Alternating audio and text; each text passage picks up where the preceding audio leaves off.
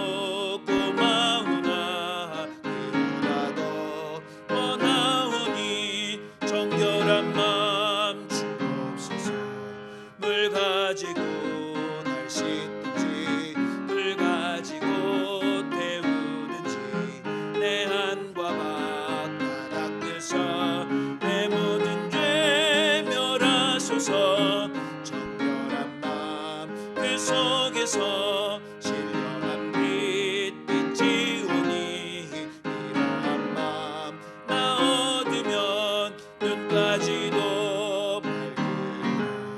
불 가지고 날 씻든지 불 가지고 태우든지 내 안과 같다 닦으사 내 모든 죄 멸하소서. 못된 행실 다 고치고 악한 생각 다 버려도 주 앞에서 정결타고 자랑치는 못하리라. 물 가지고 날 씻든지 물 가지고 태우든지 내 안과 같다 닦으사 내 모든 죄 멸하소서. 찬송가 268장 힘차게 박수하시며 찬송하겠습니다. 찬송가 268장입니다.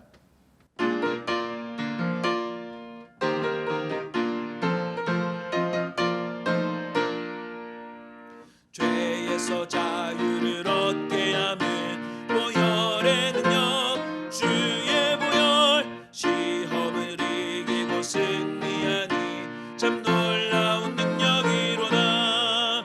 주의 보혈 능력이 또다. 주의 피 믿어 주의 보혈 그 어린 양의 매우 귀중한 피로다. 육체의 정욕을 이길 힘은 보혈의 능력 주의 보혈 정결한 마음을 얻게 하니 참 놀라운 능력이로다.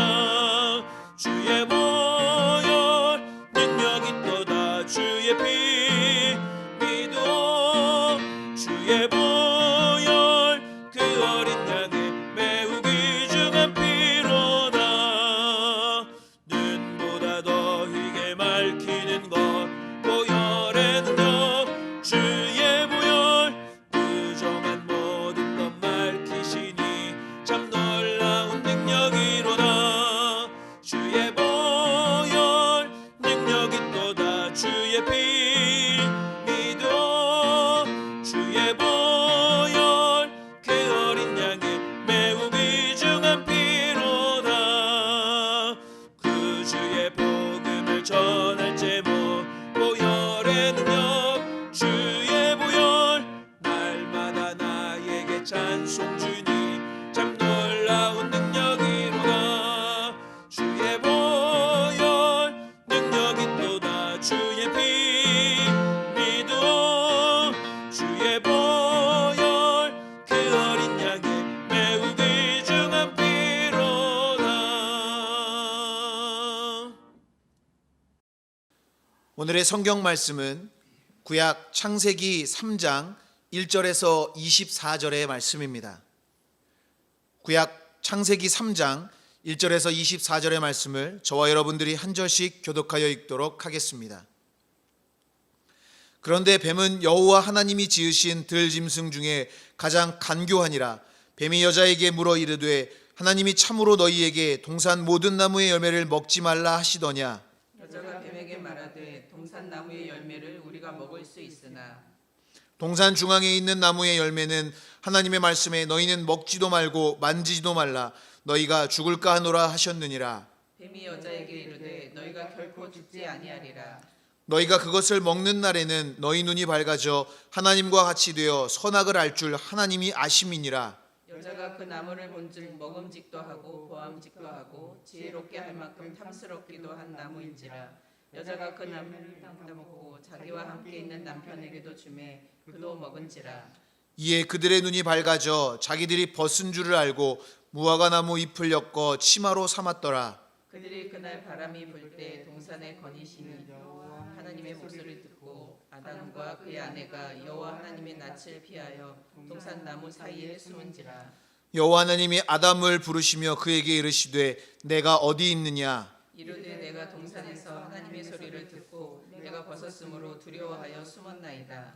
이르시되 누가 너의 벗었음을 내게 알렸느냐. 내가 내게 먹지 말라 명한 그 나무 열매를 내가 먹었느냐. 아담이 이르되 하나님이 주셔서 나와 함께 있는 여자 그가 그 나무 열매를 내게 주므로 내가 먹었나이다. 여호와 하나님이 여자에게 이르시되 내가 어찌하여 이렇게 하였느냐.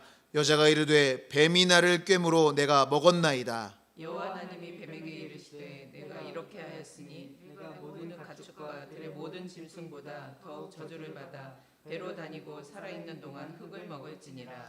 내가 너로 여자와 원수가 되게 하고 내 후손도 여자의 후손과 원수가 되게 하리니 여자의 후손은 내 머리를 상하게 할 것이요 너는 그의 발꿈치를 상하게 할 것이니라 하시고 또 여자에게 이르시되 내가 내게 임신하는 고통을 크게 더하리니 내가 수고하고 자식을 낳을 것이며 너는 남편을 원하고 남편은 너를 다스릴 것이니라 하시고 아담에게 이르시되 내가 내 아내의 말을 듣고 내가 내게 먹지 말라 한 나무의 열매를 먹었은즉 땅은 너로 말미암아 저주를 받고 너는 내 평생에 수고하여야 그 소산을 먹으리라.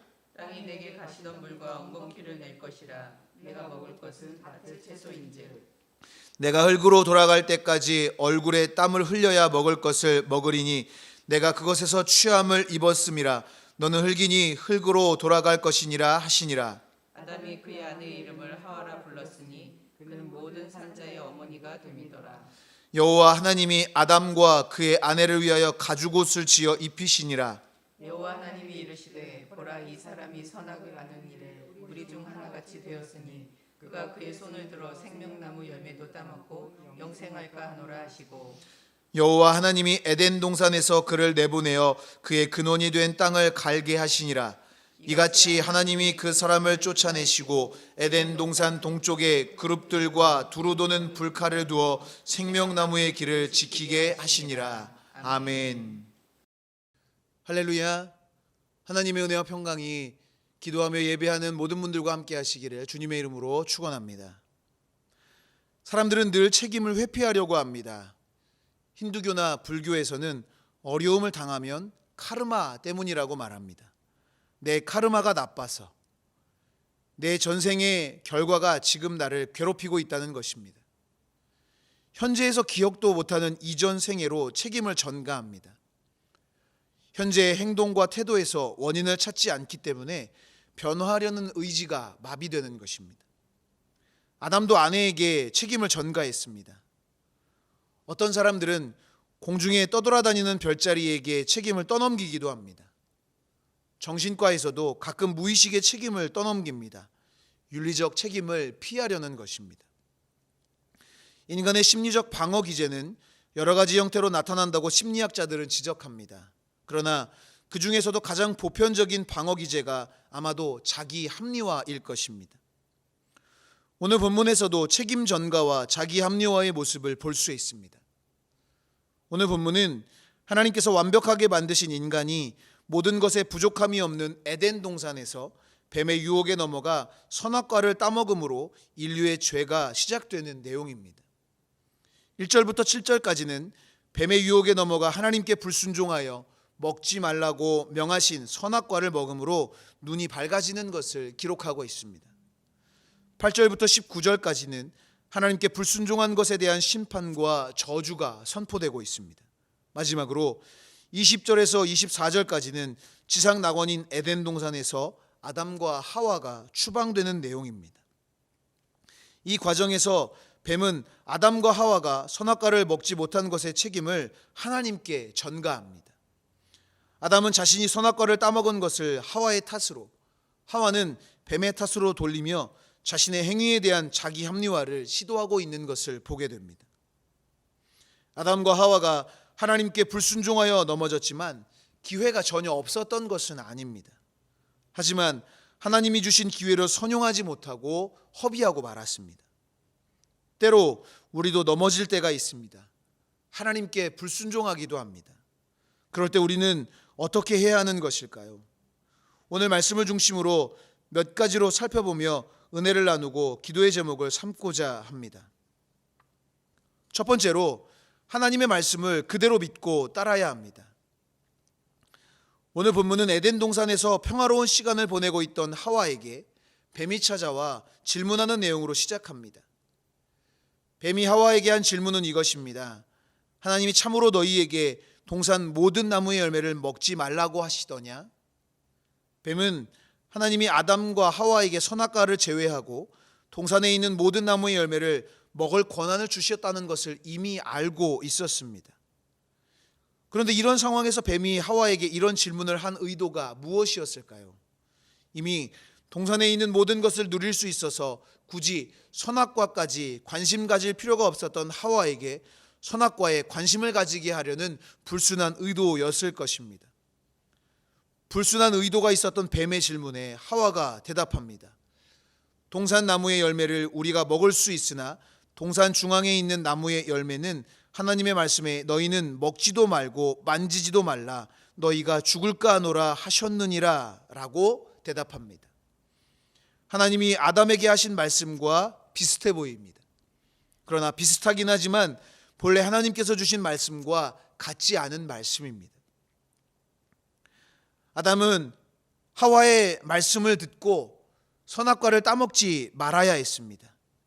왜냐하면 하나님은 아담에게 동산 중앙에 있는 선악을 알게 하는 나무의 열매를 먹지 말라 말씀하시며 먹으면 반드시 죽는다고 말씀하셨기 때문입니다. 하와가 뱀에게 한 대답은 하나님의 말씀을 있는 그대로 받은 그대로 받아들인 것이 아니라 자신의 의견을 임의로 추가하고 첨가하여 본질을 왜곡하고 훼손한 것입니다. 하와가 이런 모습을 보인 이유가 무엇이겠습니까? 시간이 흐르다 보니 깜빡해서 그런 것일까요? 착각에 의한 단순한 실수일까요? 그렇지 않습니다. 이것은 하나님의 신실하심과 말씀에 대한 의심에서 비롯된 것입니다. 하나님의 말씀은 변하지 않는 진리의 말씀입니다.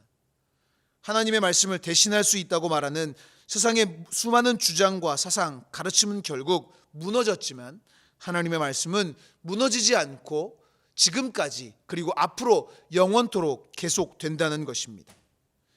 간교한 뱀이 하와를 유혹한 것처럼 우리를 유혹하여 하나님의 말씀을 왜곡하려는 시도를 철저히 차단하고 하나님의 말씀 그대로 믿고 따르며 그 말씀을 통해서 하나님의 길을 걸어가는 우리 모두가 될 수 있기를 주님의 이름으로 축원합니다.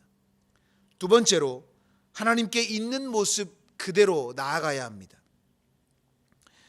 요즘 저희 셋째 아이가 가장 자주 하는 놀이는 깍꿍 놀이입니다.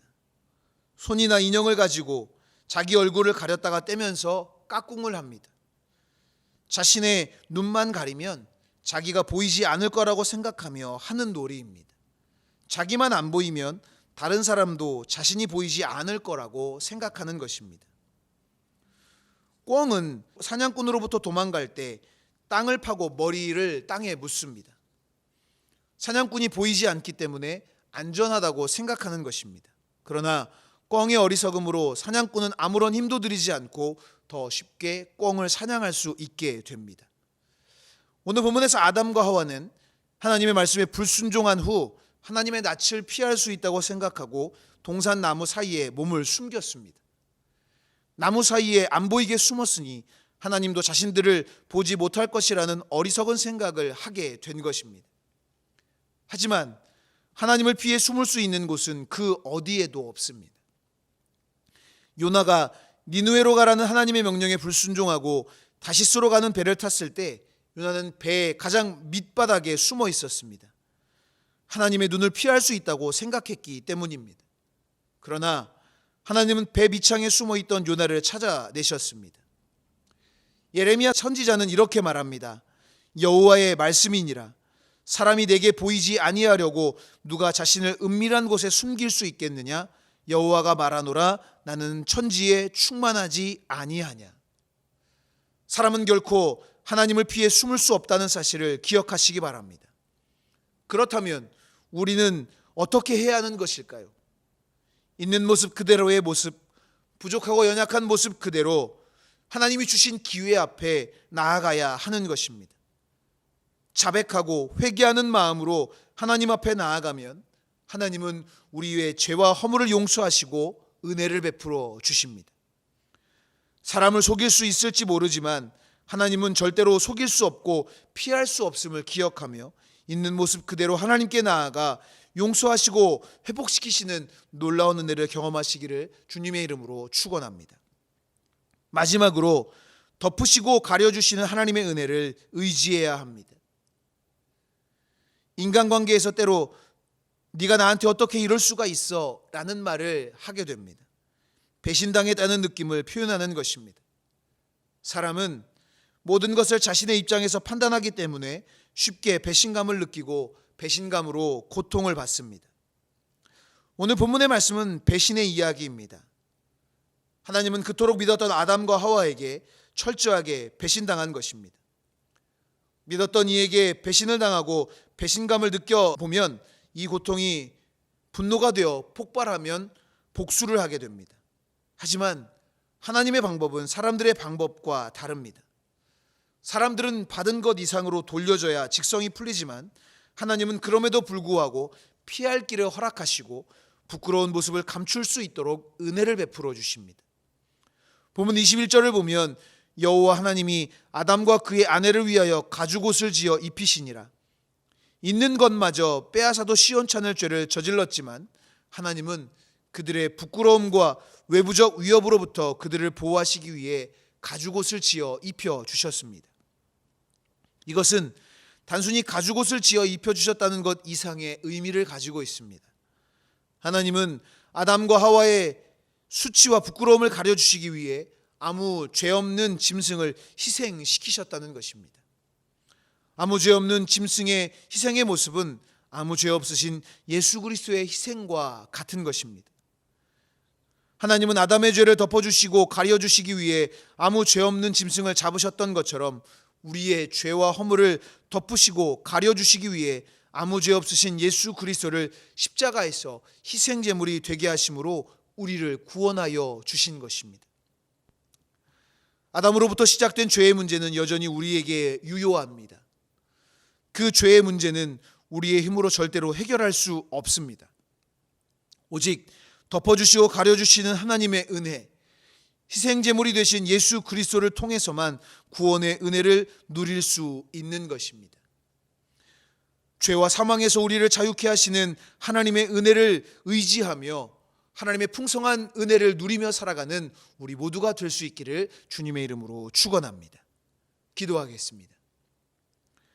우리를 자녀 삼으신 사랑의 하나님, 구별된 성도로 하나님의 사랑을 전하고 믿음의 선한 싸움을 싸우며 하나님이 기쁘시게 하는 삶을 살아가게 하여 주시옵소서. 이 시간 주님을 사랑하며 드리는 예물을 기쁘게 받아주시고 풍성히 채우시는 은혜를 허락하여 주시옵소서. 감사드리며 예수 그리스도의 이름으로 기도하옵나이다. 아멘. 하늘에 계신 우리 아버지여, 이름이 거룩히 여김을 받으시오며 나라가 임하시오며 뜻이 하늘에서 이루어진 것 같이 땅에서도 이루어지이다. 오늘 우리에게 일용할 양식을 주시옵고 우리가 우리에게 죄 지은 자를 사하여 준 것 같이 우리 죄를 사하여 주시옵고 우리를 시험에 들게 하지 마시옵고 다만 악에서 구하시옵소서. 나라와 권세와 영광이 아버지께 영원히 있사옵나이다. 아멘. 이 시간 공동의 기도 제목으로 합심하여 기도하겠습니다. 먼저 오늘 우리에게 주신 말씀을 기억하며 각자 깨닫게 하시는 은혜를 따라서 함께 같이 기도하겠습니다. 나라와 민족을 위해서 기도하실 때 모든 어려움에서 이 나라를 세우시고 회복시켜 주시옵소서. 또한 복음적 평화 통일을 이루어 예배하는 민족이 되게 하여 주시옵소서. 기도하겠습니다. 교회를 위해서 기도하실 때 담임 목사님의 신원의 강건하심을 위해 기도해 주시고 성도들이 비대면 예배의 상황 속에서도 더욱 굳건한 믿음 가운데 세워지게 하여 주옵소서. 기도하겠습니다. 가정과 자녀들을 위해서 기도해 주시고 중보하며 기도하실 때 병환 중에 있는 환우들과 어려움 가운데 있는 성도들과 이웃들을 위해 중보하며 기도하겠습니다. 다 함께 기도하겠습니다.